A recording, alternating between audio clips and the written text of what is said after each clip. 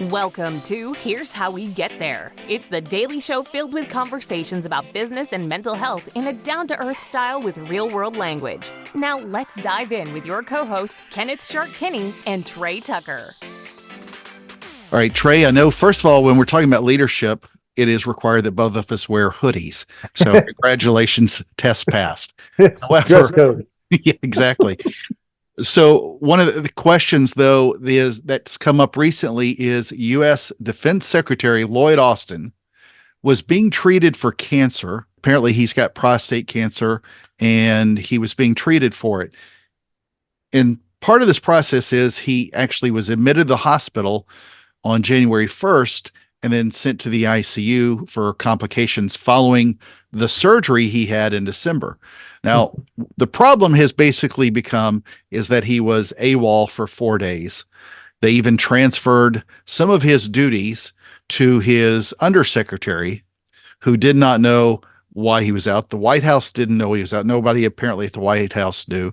And although the Pentagon is saying that the communications were not optimal, what really chastised me yesterday or the day before, I saw now that they have come out, he's apologized, but I heard some of the people at a press conference at a White House press briefing where the Pentagon was defending him and talking about leadership. And it just made me think, as this person is the sixth person in line to take over the presidency, arguably at the greatest military power the world has ever seen. And yet his boss and the people that report to him didn't know that he was out. Now, our prayers are with him. This is a horrible cancer. It kills way too many people. I hope nothing but the best for him. And this is not even a political stance, but what are your thoughts on whether or not it's okay for somebody in this kind of position to be able to disappear for a few days and take off for what is considered an elective procedure? Yeah, let's zoom out from him for a second. And like you said, talk about people in this kind of position. To me, 3 words come to mind. Number one, it comes across as very selfish, and then scared, and then arrogant. Selfish because there's a lot riding on his shoulders. He doesn't have the luxury of just kind of skipping a day here and there and not telling anybody, because if all heck were to break loose, like you said, he's sixth in line. So selfish, then scared. It's like, what is it you're really afraid of? Is it that I don't know what kind of assumptions to make here, but anytime somebody is secretive, they're definitely hiding something. They're protecting something. So I don't know if he feels like there would be some sort of, he or somebody like him would be fearful of repercussions for dealing with something like this. I truly don't know what the fear would be, but anytime you're hiding, you're afraid. And then arrogance, because somehow, some way, people like this have come under the assumption that they can do whatever they want and not have to tell their superiors.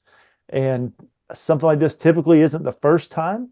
So my question is, where is this lack of humility coming from? Is this the culture of a place when somebody can just disappear for a while and not have to answer to anybody?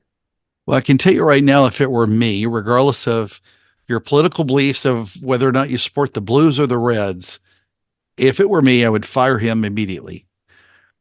I get why he's probably scared. One, the people that jab you in the political world, it's nonstop at his level, where there's people vying for his position and people trying to get in. It's just politics and corporate environment as well. And I give him some credit, because being scared is his prostate cancer. And that's not, the C word is not easy for anybody to deal with.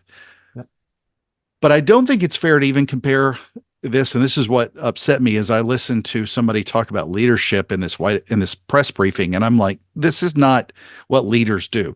And a corporate leader, one, in a heartbeat would get fired. Two, I don't necessarily need to know that it was prostate cancer.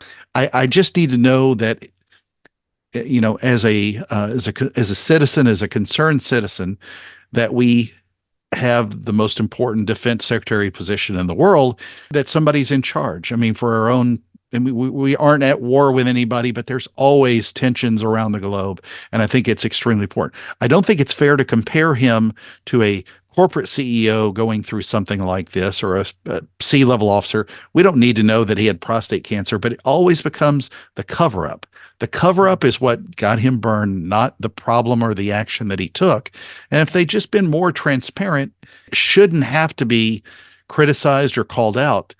But I wish him and his health well. But this is one where they majorly flubbed up, and I think that we expect more out of our leaders than they've shown thus far. Thank you for joining Shark and Trey on the Here's How We Get There show. Make sure to rate, review, and subscribe to the show, and visit here'showwegetthere.com. That's here'showwegetthere.com.